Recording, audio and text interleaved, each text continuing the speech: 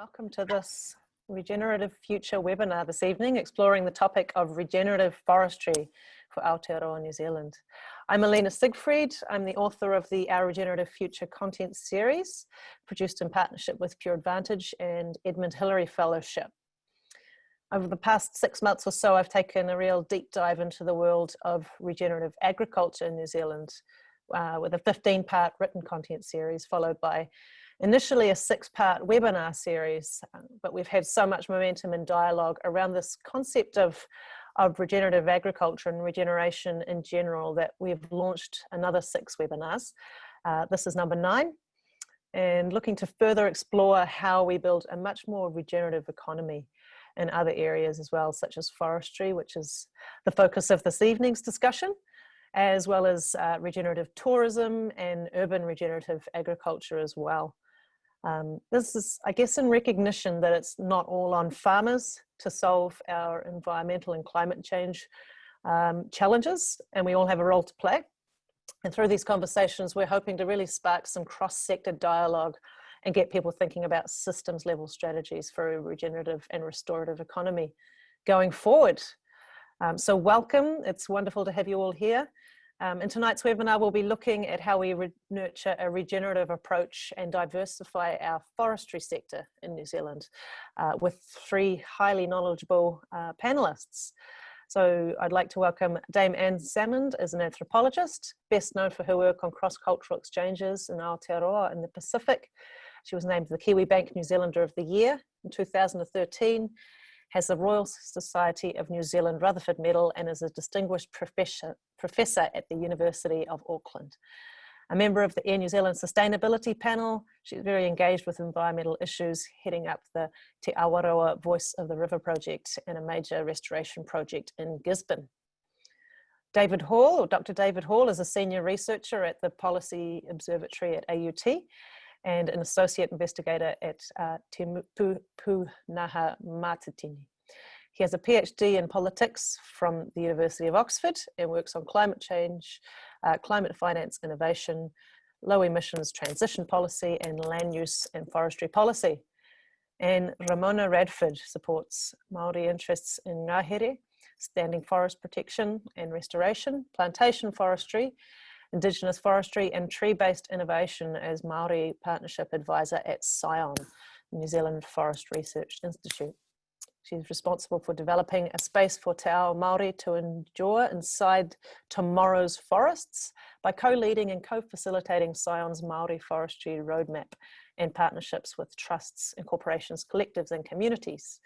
Her work contributes to the future success of the Māori economy and Aotearoa's emerging bioeconomy, the 1 billion trees planting program, and a low carbon future, which of course we would all love to see here in Aotearoa, New Zealand.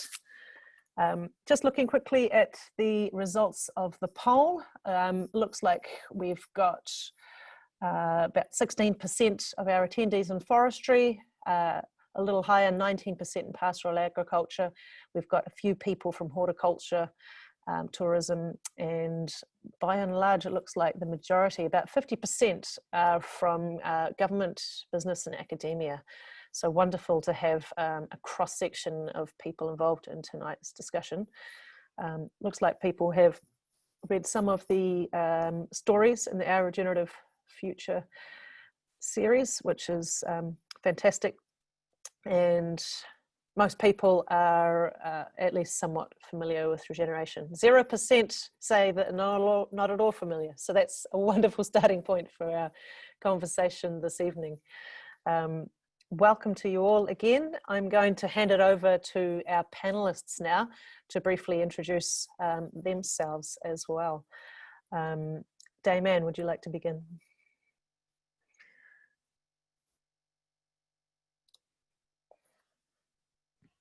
Tēnā tātou. So I'm an anthropologist, and but I've become passionately interested in environmental issues in the last, well, for 20 years now. We've been running this regeneration project at Waikereru in Gisborne and growing a lot of trees, and the place has been, I guess, my teacher and guide. So yeah, the inspiration comes from the land. Wonderful, thank you. Ramona. Oh, you're on mute. I'll just Am unmute you. There you go. Kia ora koutou, ko tainui te waka, ngai tai te iwi, no tō rere ahau. My name's Ramona Radford, obviously. I'm the Māori Partnership Advisor at Scion, and have been working here for 2.5 years. Prior to that, I came from the commercial sector in dairy and export, working between Māori and offshore markets. Nice to be with you all tonight. Thank you. And David, over to you. Kia ora koutou, David Hall, and my background is in political theory and public policy, but also geography. I grew up in North Canterbury on a small sheep farm just outside of Waikuku, and I've always had interest in land use and some of the environmental issues like erosion and so on. When I started off in academia, I was doing geography and studying erosion, but then I decided I wanted to do more things to stop the erosion, and so that's what got me interested in tree planting and the role that can play in erosion control. And I've been involved in initiatives ever since, but certainly in that intersection between land use policy and climate policy primarily. Thank you, David. Would love to start off this evening's discussion by asking you, Ramona, what a whole systems or a landscape approach to forestry looks like from a Maori perspective in Aotearoa. All right, so I work with a number of Maori groups across the country in my current role, and the way that it is expressed in terms of how the ideal or the aspirational forestry ideal is expressed by Maori is a New Zealand forestry sector that is designed using Indigenous or tangata whenua, te ao Māori worldview. So that's balanced, circular, no waste, intergenerational.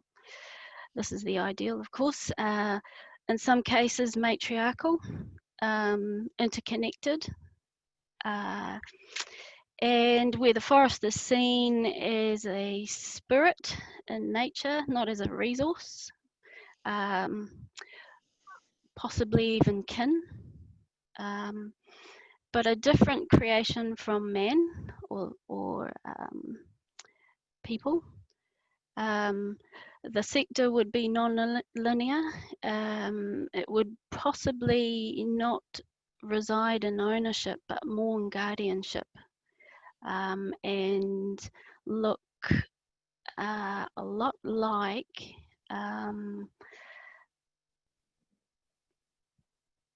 new forests. So forests that deliver a range of benefits, such as biodiversity, the ability for forests to regenerate and to conserve water and to clean air and to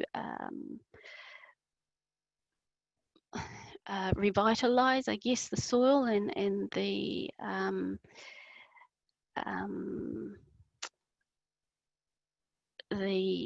soil, the life in the soil.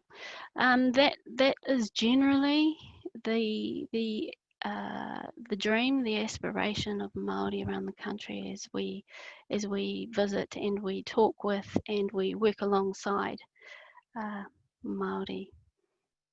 Thank you. Yeah, certainly a little bit different from the predominant way that we're looking at forestry at the moment in this country. Damien, I wonder if you can briefly outline New Zealand's forestry history from an anthropological perspective.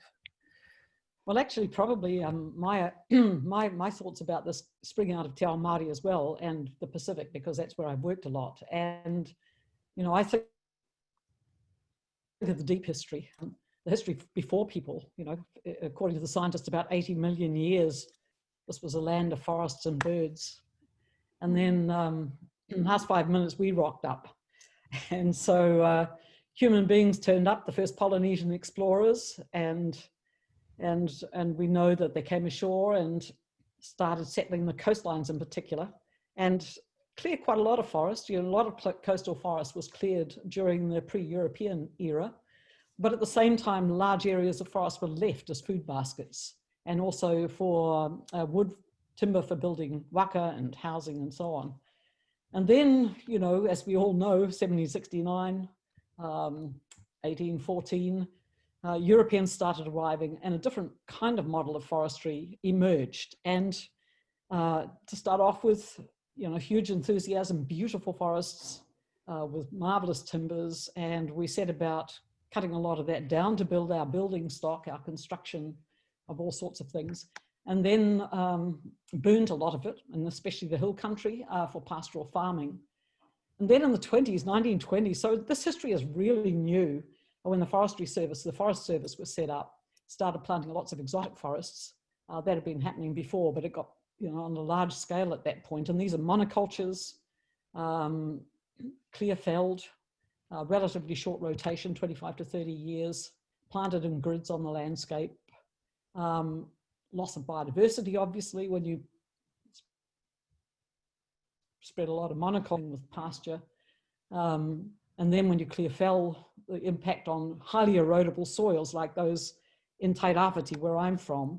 So we've been seeing this, and for me it's very personal because I know, spent a lot of time in places like Uawa, Talaga Bay, and seen the devastation there, and these are friends of mine. So just seeing the impacts of this kind of industrial model of forestry and how new it is, but knowing at the same time that we have changed course, you know, in our short human history in these islands, last place on the planet to be found and settled by people of any size.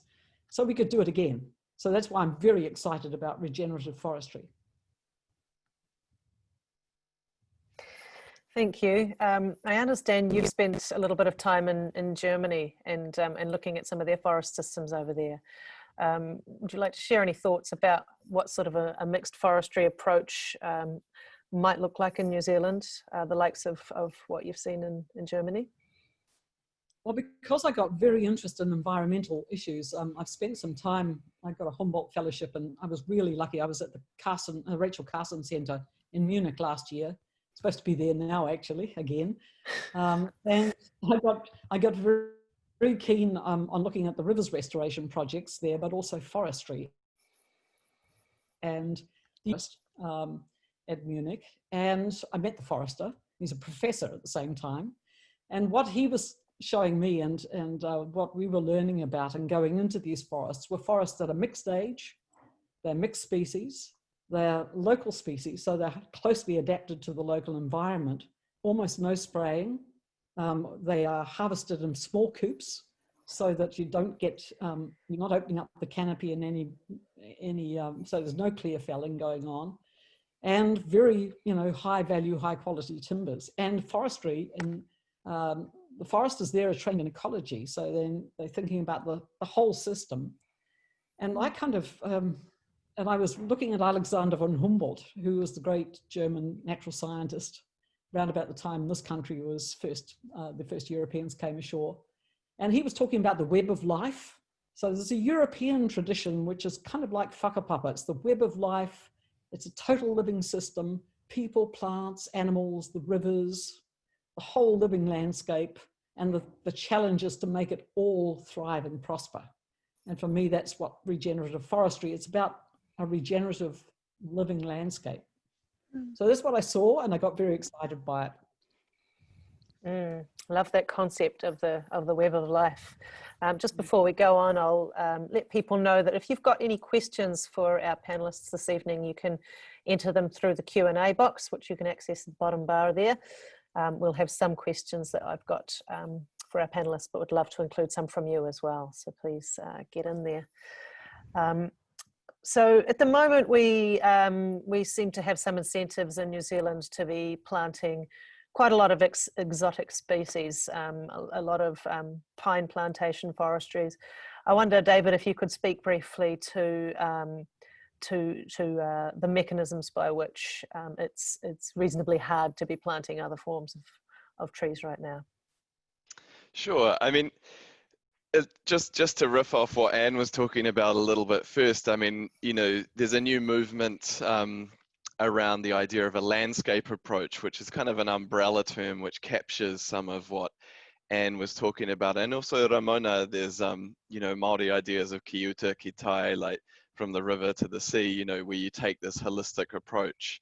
There is a movement towards reintegrating this kind of approach, a landscape approach, and thinking about the complexity of the landscape and the diversity of land uses that can that can track across a landscape and in some way complement and synergize with one another. And I guess that's where I see, you know, regenerative forestry playing a complementary role to pastoral land uses, where the two are woven together as land uses that you know, balance one another out a bit in all sorts of ways, environmental and economic ways as well, as far as diversifying the economy and the landscape. And I think the key thing is that a lot of people really get this. You know, we don't see purely monolithic land uses. We do see certain instances of it. Certainly where I'm from in the Canterbury Plains, it gets quite a standardized sort of pastoral land use, and you know, I notice you know, what the remnants of the forest that used to be there disappears as the irrigators come in. So there are parts of the country that are going like that, but you know, the question is, how do we support people's aspirations for more diverse land uses? How do we build their capabilities to make those land use choices around, say, planting trees for restoration purposes, or planting trees for horticulture to diversify their farm, and so on and so forth. But yeah, so one of the conversations that is emerging is a biodiversity credit or a biodiversity payment. I mean, that's particularly to incentivize native trees for the specific role that they play in enhancing biodiversity. And certainly that's something that a lot of landowners are looking for, but they just lack the finances, they lack perhaps the technical expertise and so on. And so what are the sorts of mechanisms that we can put in place there to support that? Because, you know, one of the problems, the ETS does support this to an extent, the emissions trading scheme, because it does monetize carbon, and it does enable landowners to generate cash flow by growing trees. The problem, and this is what we're seeing playing out at the moment in public debates over forestry, is that the emissions trading scheme is designed merely to value and to monetize carbon, and especially carbon sequestration. So the faster you can sequester that carbon, the more carbon credits you can get, and the more you can earn from selling them on the market. And so this just incentivizes, you know, whichever trees are the fastest growing and whichever are the cheapest to establish, which generally means Pinus radiata. But the emissions trading scheme is not necessarily pricing, you know, the lost opportunity for biodiversity, and it's not necessarily pricing the climate risks. You know, the higher risk of fire, the higher risk of disease as the climate changes. And so it's not necessarily, while it might be generating the optimal outcome from a, you know, short-term carbon sequestration perspective, it's not necessarily driving the best outcome from a climate adaptation perspective. And that also means it's not necessarily the optimal outcome from a long-term carbon storage perspective either, because if we're losing large chunks of the forest to fire or disease, then we're losing that carbon back into the atmosphere. So the first principle to, you know, to ensure yourself against this is biodiversity, native biodiversity, but also biodiversity that includes other kinds of exotic trees that that play other sorts of roles. you can incentivize this in multiple different ways, but certainly the biodiversity payments is one way, and through a variety of mechanisms. You know, the New South Wales has a biobanking scheme, for instance, where it's another kind of offsetting scheme where developers pay for those biodiversity offsets. There's also results-based payment mechanisms, such as the Burren program in Ireland, where farmers are ranked on the biodiversity in their farms and paid according to that. And then there's emerging mechanisms around agroforestry as well, for instance, where venture capital companies provide capital for establishing trees on farms, and then have access to some of the returns from that. So there is a multitude of different ways to go about that, and that's really where we need to get to, is to work out where we want to go and how we're going to get there using these different mechanisms which are available. Got it. Yeah, it sounds like we need a complementary suite of different market mechanisms there. There's a question that's come through here around the carbon storage capacity for native trees as compared to standard pine forests. And I understand that there is some pretty compelling new research that's come through Science Journal around the capacity of native forests. Can you speak a little bit to that, David? I'm not sure which Science Journal article that refers to, but I think it may be the one that just makes the point that if it's a permanent forest that is not being harvested, then over time it accumulates much more carbon over time because you're not pulling the wood out. Whereas if you have a rotation cycle for commercial forestry, you're really only sequestering that sort of average over time, so which is a much lower proportion. And also, if you're selectively harvesting from a forest, you're taking that carbon out of there. So there was a journal article that was making that case and raising awareness and caution around governments thinking that they can solve the problem by just upscaling the amount of commercial forestry they have available, because that forestry is coming back down, and that's associated with secondary emissions as well. And so it doesn't necessarily look as good from the long-term perspective as it does from a shorter-term perspective when you're just focusing on that first 10-20 years of tree growth. Sure. So I think it's about perhaps focusing on the carbon sequestration capacity of a forest versus just the biomass of the trees that are going to be taken out. Ramona, I'd love to hear from you. What is Zion's approach to helping the forestry sector be better prepared for quite an uncertain future, particularly with the economic shocks that we've been seeing over the last 6 months or so? Yeah, so I guess we've been doing a lot of work to look at how forestry can evolve. So you would all be aware that that the Forest Research Institute has had a history of forestry science that has been exported across the world. So plantation forestry began in New Zealand. I'm not sure if everybody realizes that, but it began in New Zealand and it was exported from here. So that was the first bit of work that New Zealand did in the way of forestry, and how, and we contributed that to the world. The next thing that we did as a nation was we worked out how we could take these plantations and add value to them. So we added manufacturing and processing, and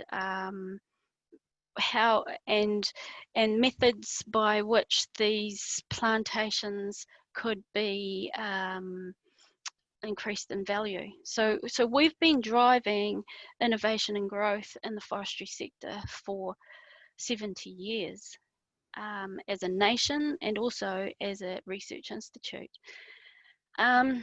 we're moving now into the third wave. So our CEO this morning spoke of 3 waves of forestry innovation.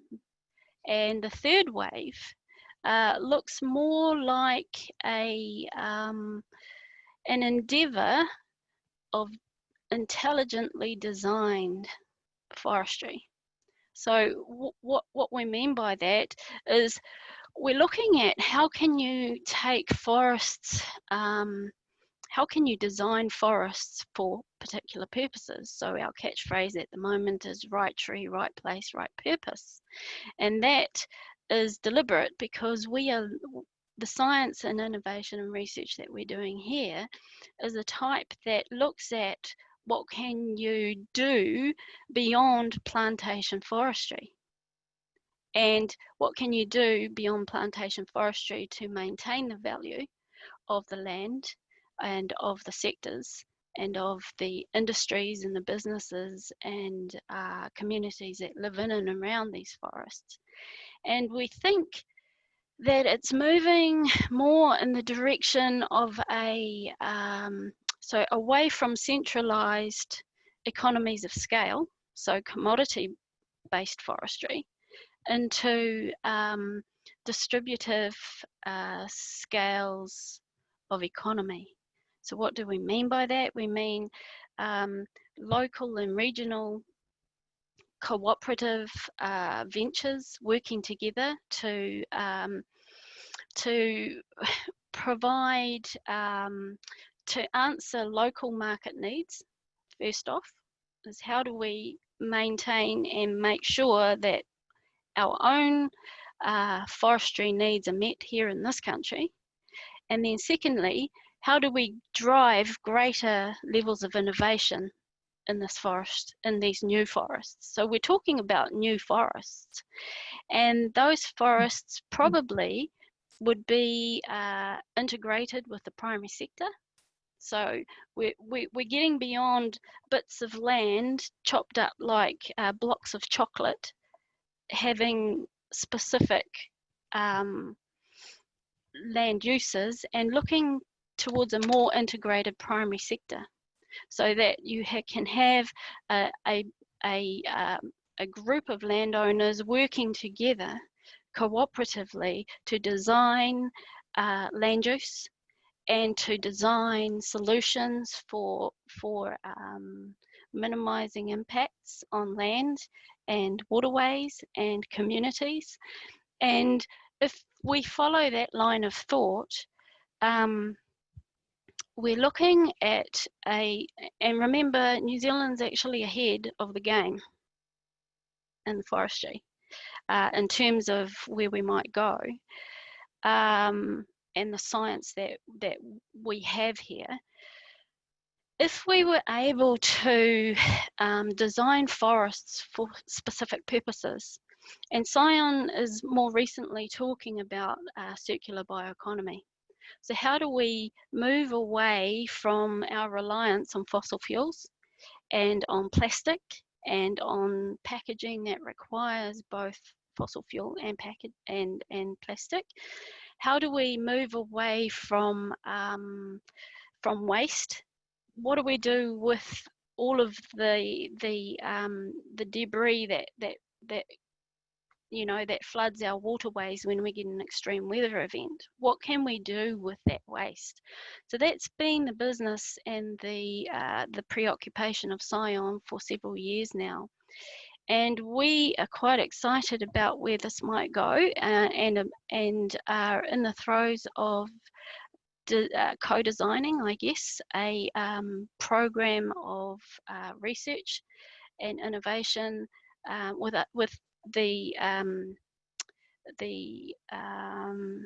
government and with industry, with the wood processing and manufacturing industry. And of course, central to that picture is the idea that Maori forestry, which is currently only 15% of the total national estate of forest, Maori forestry can be the innovation, or be the innovative and kind of what would a blend of Indigenous worldview and forest science and sector manufacturing and processing look like? That we think is an exciting proposition for New Zealand, and something that we could all get behind. It means that not everybody's, that not one sector of the primary sector is sidelined. It means that we can start working together to regenerate our land and look at sharing cost and perhaps sharing benefit where it makes sense. So that's generally where we're heading.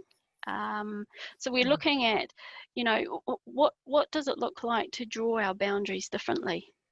And I think that's where we need to go as a nation, as a sector, and as an export reliant nation. How do we move from the dominant regimes to niche type systems where we have higher value, where we don't have to have large scale land use that perhaps creates greater impact on our landscapes and our communities. So I'll leave it to the others to contribute their thoughts on that. So yes, we're looking at a much more integrated approach there, and I think the value add is something certainly that we've been very happy to see in the past week or so with the government's Fit for a Better World report for the primary sector, and wonderful to see regenerative farming being touted as a potential solution to help towards that. I'd love to come to you in a moment, David, with a question around integration between agriculture and forestry, but I'll just quickly point out that I've copied across a great link here from Tane's Tree Trust on the carbon sequestration capacity of natives who have got a carbon calculator there if you want to check that out. They've been doing fantastic work over the past 20 years or so in this area. David, I wonder if you're able to speak a little bit to what it could look like to be combining agroforestry systems or silver pasture systems on a commercial scale with a whole systems approach between forestry and agriculture in New Zealand. Yeah, well, I just keep on coming back to the word weaving. Like it feels to me like that's the right word, that we're not, you know, when you say commercial scale, it immediately conjures up this images of large singular land uses that are sprawling across the landscape. Whereas I think the question is, how do we do this subtle thing where we're weaving in different land uses? We have a little bit of trees over here to hold some erosion prone land, and you know, we might have an orchard down the bottom of the hill, and you know, we've got pastoral land uses in between all of that. It's riparian strips along the riverways. It's how do we support that kind of interwoven landscape, which I've written about in the past for a report, a policy paper with that name, but it joins a long list of other organisations who have been doing this. I think it must be 20 odd years ago that the Parliamentary Commissioner for the Environment, then Dr. Morgan Williams, wrote a report, Weaving Resilience into Our Working Lands. And it was talking about exactly this. How do we get native biodiversity and other sorts of land uses woven through our farmlands? And that's something that Tane's Tree Trust has been exploring as well.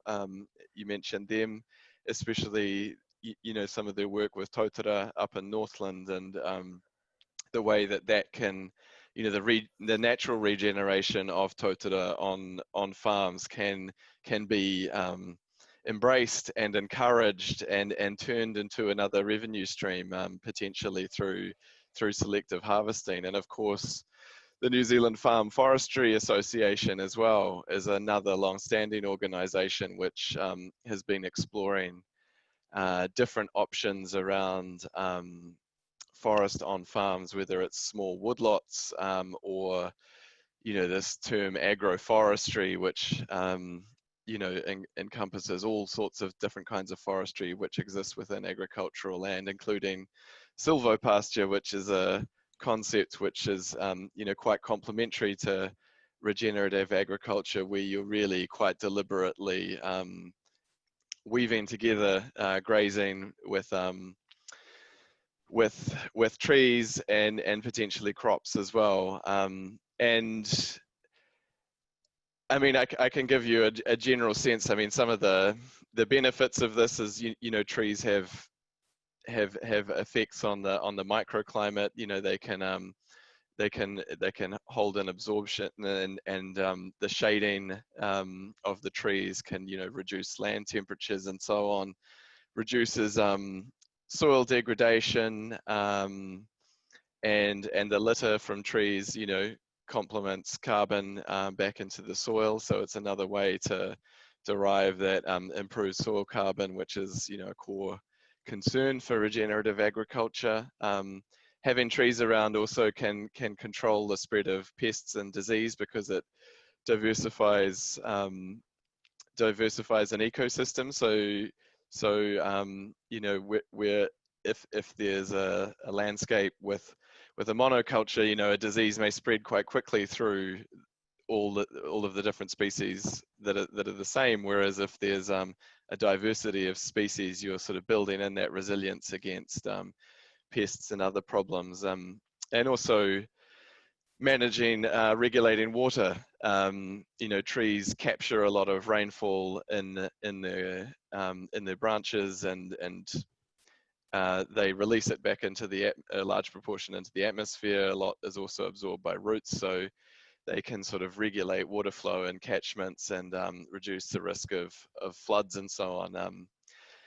And, you know, I thought actually last week's webinar that you gave with Greg Hart, you know, he talked a lot about this actually, his experience of trees at Mangarara Station. And, you know, I can speak to that as an academic who works with ecologists, especially the team from the Farming and Conservation group under the National Science Challenges, like David Norton and Hannah Buckley and Brad Case. But you know, there's nothing quite like hearing it from a farmer, like last week, and hearing their reflections on how the trees have improved their farming outcomes. Because at the end of the day, there is no universal principle for these. You know, there are these kind of general effects, but they're always going to play out in different ways on different landscapes. So there's obviously some sort of benefits there, and that's in the literature, but it's a matter of trialing them out and building the knowledge base, which is what we're trying to do with the AUT Living Laboratories project, which I'm on with David Norton and Anna Buckley, etc.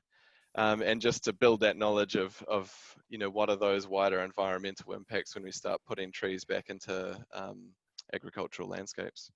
Sure, absolutely. And the webinar that David is referring to is the Building Farm Resilience episode 8, which you can watch the recording of on the Pure Advantage website and the Edmund Hillary Fellowship YouTube channel. Dame Anne, I'd love to ask you how a regenerative and integrated approach to forestry can help us navigate through this very unique post-COVID economic recovery period. We're certainly in very interesting times. Any thoughts on how that might happen? Well, as part of being on the New Zealand Sustainability Panel with Sir Jonathan Porritt, it's been very enlightening for us, because he's just written a book called Hope in Hell that gives us basically a decade to rescue a habitable planet based on all the science. So he's done this very brilliant and kind of very sobering summary of the science that says, look, we haven't got long.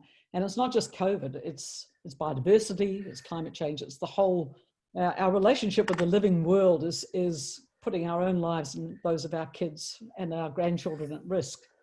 And so for me, the whole hope of the regenerative movement, because it's not forestry and it's not just agriculture, and it's rivers as well, it's what we're doing with the ocean. It's about coming, and I noticed this, the thing that gave me so much hope in Germany was that they kind of realized probably about 20 years ago that their forests, they had a lot of commercial conifer forests, and they started getting these, you know, diseases, but also increasingly across Northern Europe, as we all know, there've been these huge fires in the conifer forest as well.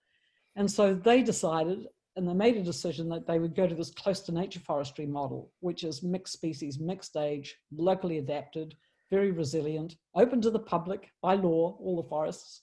So the people, the plants, the animals, the rivers. So you're regenerating rivers, you're regenerating forests, you're bringing back habitat for birds, you're making communities, you're giving them wonderful places to live in, but also to make a living.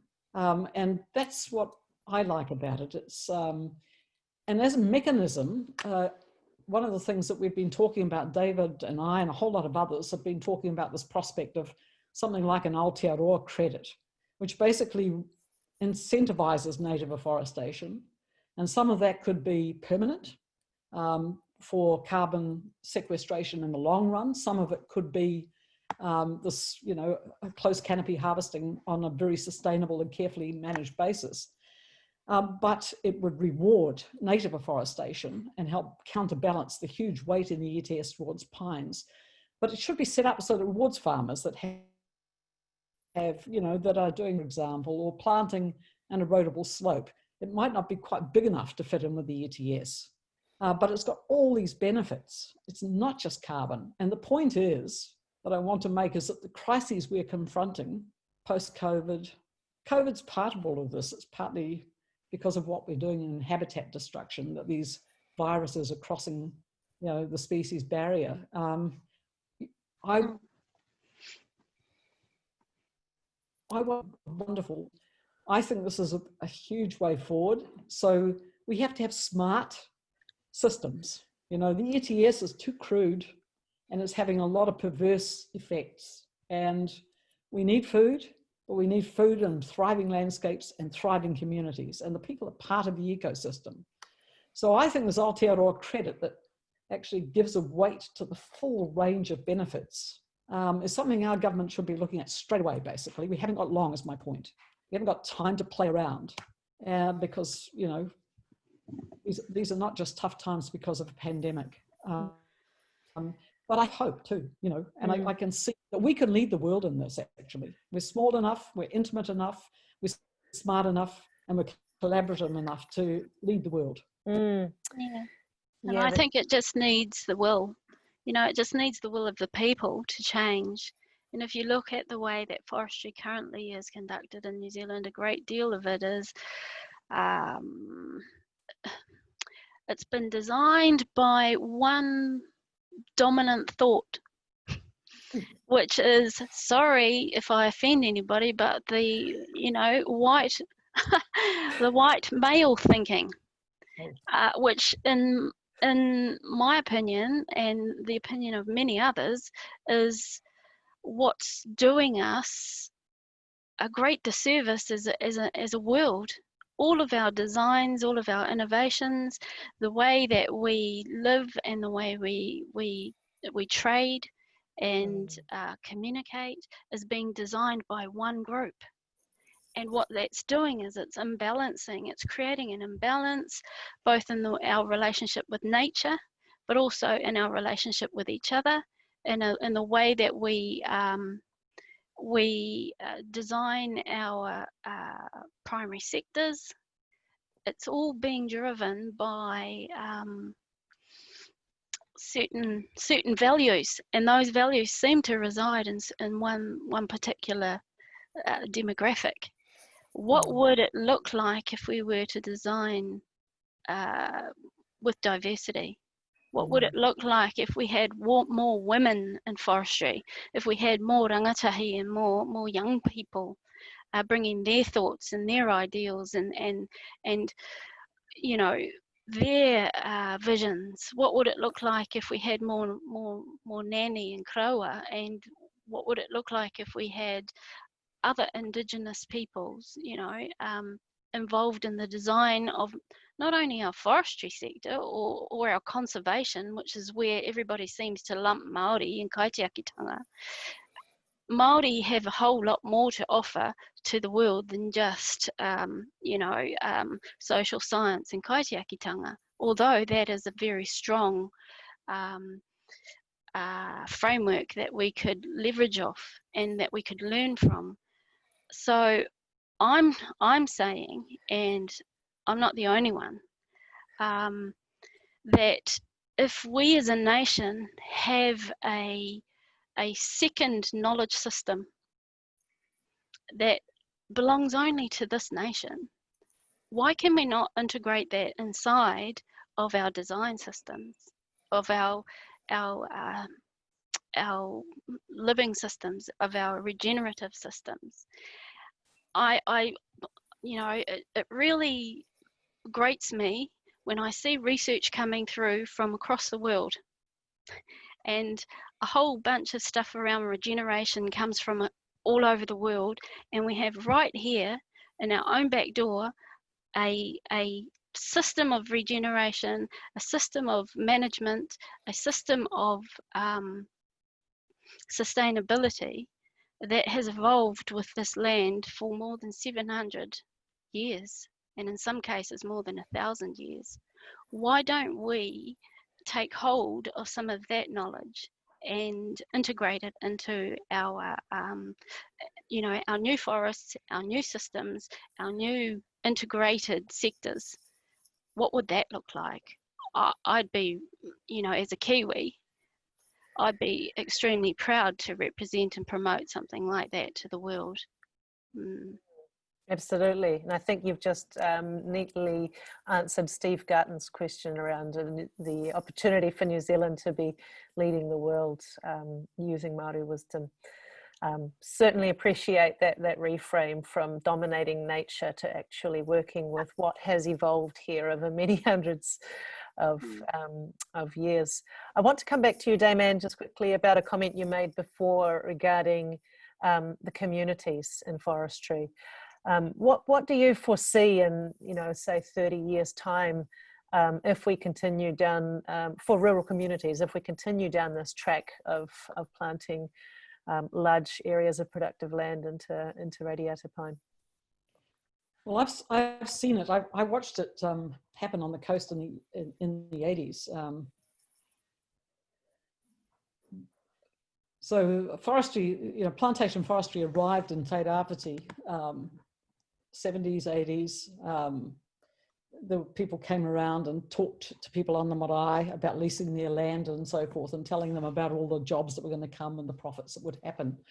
And of course, what ended up happening is that New Zealand companies, when the forests were privatized, were sold off, first of all, to New Zealand companies like Carter Holt Harvey and others, and then they were sold off offshore.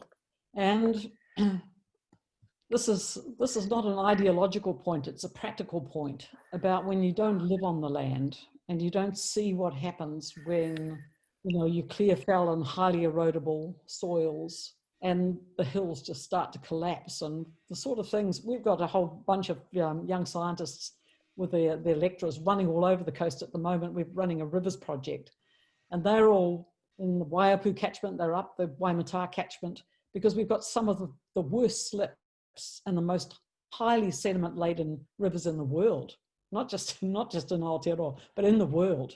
The amount of topsoil that we are exporting into the ocean and drowning and with slash as well, and the impact that has on the communities. I mean, it's heartbreaking because it's true that what happens, for example, if we went into carbon farming with pines and they were just planted en masse and then left there, there would be very, very few jobs, and the communities do die.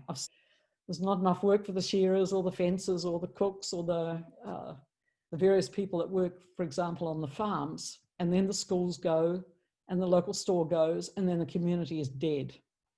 And it just gets too hard for the ones that are left. And so it's like a row of dominoes just falling. And I've seen it happen. And I know that the ETS has such strong incentives at the moment to plant pine trees. And it has no limits on carbon farming really through that mechanism. And I just don't think it's, given all the different crises we're confronting, I think it's ecologically actually stupid, is what I think, and kind of tragic for our rural landscapes potentially. But I have faith in New Zealanders. I really have a huge amount of faith in our ability to look at our landscapes and to know what's good for them. And then all we have to do is just basically persuade the people that represent us to do their job and give us a good future with our land, on our land, as part of our land.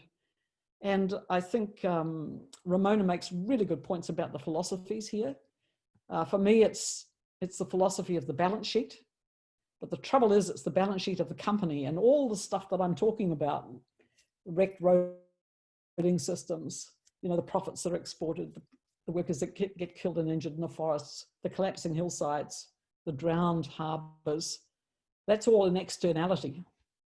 This is kind of crazy economics. And it's not the kind of economics we need in our small, beautiful country. So I just think, you know, the living system, our communities as part of the land, we shouldn't set ourselves apart from it and say it's just there for us to exploit and make a buck, because if we destroy it, we destroy ourselves. And I think the rural community are saying that loud and clear, and I think that we should all be listening. Yeah, absolutely. And I note there have been a couple of questions come through in the Q&A that are pointing out that so many of our forests are owned by overseas owners, and that there isn't any purely commercial incentive to be looking at these regenerative forms of forestry. David, I wonder if you could briefly speak to, I guess, the politics of that, and what yeah, how do we deal with that kind of complexity and different value systems and so on. Oh, we've lost your audio, David. Sorry. The key is really to start, I think, with a vision and a sense of what outcomes you want and work backwards from there. And I think this is one of the problems with the way that we've approached climate policy so far, is through these market mechanisms, which to some extent dodge the question of what our vision and what our outcomes are. They just they simply pull in carbon into the economy and kind of let it rip, except for meeting the targets, they're kind of indifferent to what other sorts of effects are being created. I mean, the emissions trading scheme is indifferent to the biodiversity of the trees. It's only really concerned by the carbon sequestration. And so I think we just need to take that step back and think more strategically about it, and think about where we want to get to and how things like the emissions trading scheme can serve that purpose, rather than being an end in itself to some extent, or merely an end to meeting international obligations. I mean, because I think we're just missing a trick here, where we could achieve those obligations by, you know, through subtle and more sort of sophisticated ways, and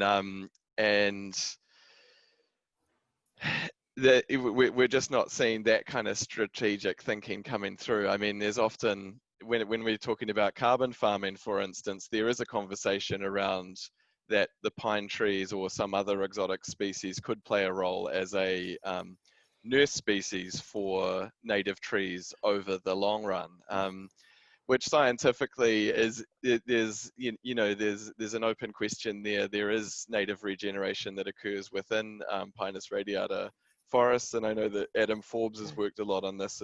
If you cut down trees and let the light in, to what extent that native forest can come through. But at the moment, we're not even seeing that as part of the value proposition for the carbon farming that goes in, and then we're missing other sorts of ways of addressing the same problem, like, for instance, continuous cover forestry, which is something that, you know, I've advocated for in the past, and which isn't a very common set of forestry systems in New Zealand, but where, you know, the integrity of the forest is maintained by allowing only selective harvesting of the forest. So in some ways you get that benefit of a permanent carbon sink like forest, but without that sense of it being locked away forever, as we're thinking about with carbon farming at the moment, where after the forest growth plateaus in say 40, 50, 60 years, then there is no revenue being created anymore, and that's what people are worrying about. Whereas if it was a continuous cover forestry, it would be creating jobs, and especially if that was a native forest, then it would also be satisfying other sorts of needs of the community. It would be you know, a functioning forest that has native biodiversity, but also has those economic opportunities that we could be pulling out really valuable logs, which would be unique to the world. So it maps up again, and the only thing that's stopping us really to create that sort of close to nature forestry, where we're, you know, relying on native species, is just patience. You know, they do take longer to grow to a harvestable age than some of the exotics, but it's just a matter of patience and investing and committing to that long-term vision. Sure, absolutely. We were almost out of time here, so I'm just going to invite each panelist to give very brief, maybe 30-second answers. You know, if we were to do something tomorrow to move our forestry system towards being more regenerative, where would you start? Let's start with you, Ramona. Where would we start? We would start by applying moral courage as a nation to our decisions, and we would imagine a different future, a future where we have created a home where our children and our mokopuna can reside and feel safe and connected, I guess, with nature and with the rest of the world. Of course, New Zealand's not only responsible for the effects of climate change, but I believe that as we have been leaders in forestry before, we can be leaders in forestry again. And so that's my challenge to the listeners tonight. Kia ora. Beautiful answer, thank you. Moral courage, I think we need more of that. David, 30 seconds from you. Well, I've talked about diversification already, but it would be that plus care, I think. We need to care about the forests that we're planting, and we need to care about them in the long term, because I think the only forests that we're going to look after and invest in and make sure that they flourish in a changing climate and a changing world are going to be the forests that people care about, and the forests that they like to live with, they like to live in and live among, and to visit and to cherish. I think if the communities feel indifferent or hostile towards the forests that end up in their rohi, in their region, then those forests are just going to get left to waste, and that's a major issue for long-term resilience. Thank you, David. And Damien, anything you would like to finish on? What would you do tomorrow?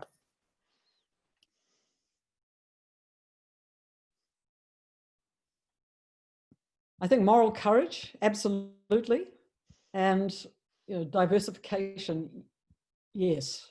And I think practical action, that's really urgent as well, because I think that without shifting some of the perverse incentives that we have at the moment, things will continue to play out the way they're playing out at the moment. And I don't see good outcomes for the landscapes, for the people, for our economy either. Or in the end for carbon. So practical action, I love this idea of the Aotearoa credit, the idea of being able to, if a farmer joins a project, and they all are joining our Waimata project, they're all jumped on board because they want to look after the river, they want to look after their land.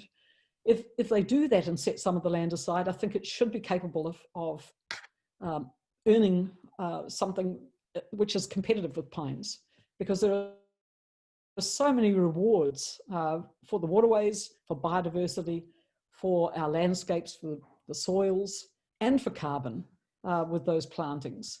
So Aotearoa credit, and one that's smartly designed to incentivize the kind of interwoven landscapes that Ramona and David have been talking about, to make sure it actually happens. Lovely. That sounds amazing. How about that for the future? Hey, thank you so much for everybody for joining us tonight. Thank you to our three panelists. Wonderful to have you with us and sharing all your expertise, wisdom and knowledge with us this evening. We have 3 more webisodes coming up in this Our Regenerative Future webinar series. Next week, we're going to be discussing urban regenerative agriculture with several experts from around the country.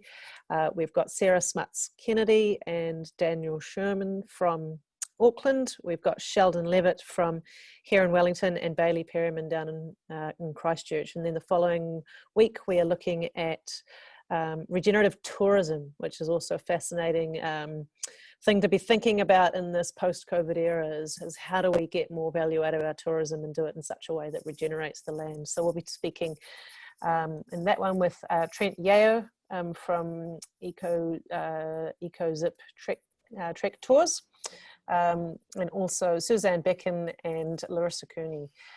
And then our final webisode will be bringing back a few of our favourite speakers from this series, and talking about how we can move towards a more regenerative economy in general for Aotearoa New Zealand. Wonderful to have so many people here engaging in this discussion this evening. Thank you for your time. Thank you for attending on your Monday evening, and we will see you next week. Ka kite anō.